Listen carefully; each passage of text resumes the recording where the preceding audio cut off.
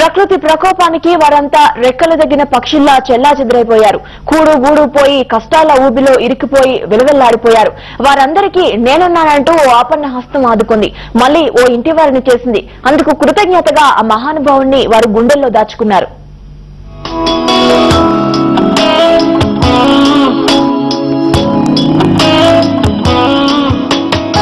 ఇది మహబూబ్ నగర్ జిల్లా గార్లపాడు గ్రామం. ఇప్పుడిలా ఒక ఆర్డర్లో నిర్మించిన ఇల్లు, ఆహ్లాదకరమైన వాతావరణం, ప్రజలంతా సుఖంగా జీవిస్తున్నారు. కానీ ఒకప్పుడైతే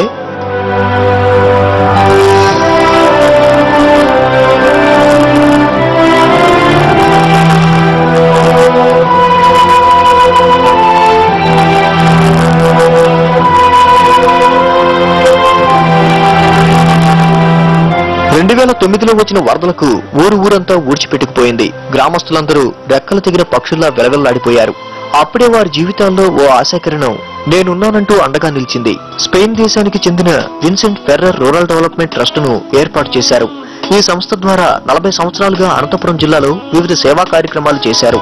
ప్రజలకు అండగా ఉండి నిస్వార్థంగా సేవలందించిన ఆయన 2010లో స్పెయిన్లో చనిపోయారు. కానీ ఆయన ఆశయాలు ఏమాత్రం చెక్కు చెదరలేదు. విన్సెంట్ కుమారుడు మ్యాన్చో ఫెర్రర్ ఆర్డిటి డైరెక్టర్ గా సేవా కార్యక్రమాలు కొనసాగిస్తూనే ఉన్నారు.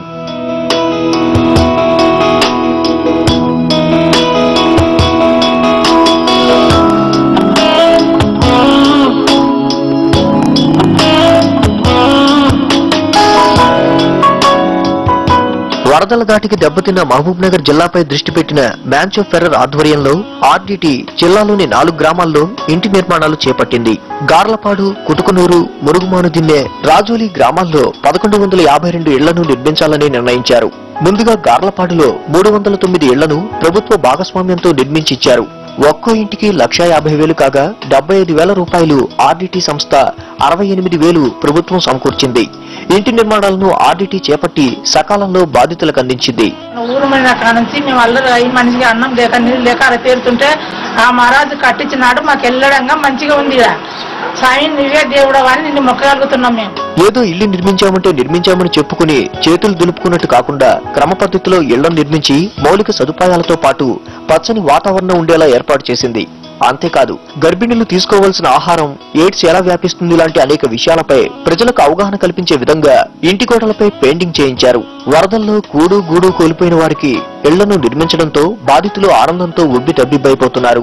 309 ఇండ్లను కేవలం 2 వ్యక్తులు, 2 ఇంజనీర్ల ఆధ్వర్యంలో 1 సంవత్సర కాలంలోనే పక్కాగా నిర్మించడం వారి యొక్క ఆర్డిటి సంస్థ యొక్క గొప్పదనం.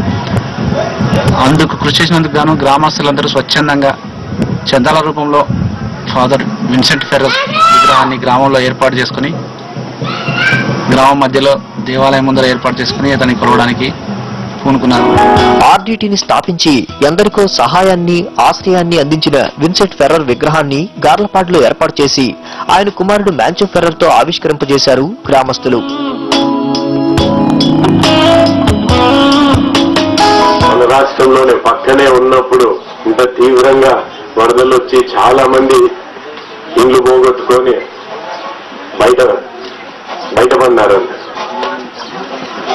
జీవితాలు, ప్రాణాలైనా కాపాడుకున్నారు చాలా మంది. ఎక్కువ మంది పోలేదు మనకి ఇక్కడ ఈ వరదల నుంచి. కానీ నష్టం చాలా జరిగింది, బాధ చాలా ఉండింది.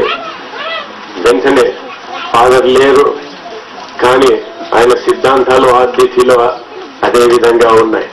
వెంటనే మరుసటి రోజే టీము తయారు చేసి ఒకటి కర్నూలు జిల్లాకి, ఒకటి మహబూబ్ నగర్ జిల్లాకి పంపించడం జరిగింది. కులమతాలకు అతీతంగా పేదల్ని ఆదుకోవడమే తండ్రి ఉద్దేశ్యమని ఆయన అనంతరం దాన్నే కొనసాగిస్తున్నట్లు మ్యాన్చో ఫెర్రర్ అంటున్నారు.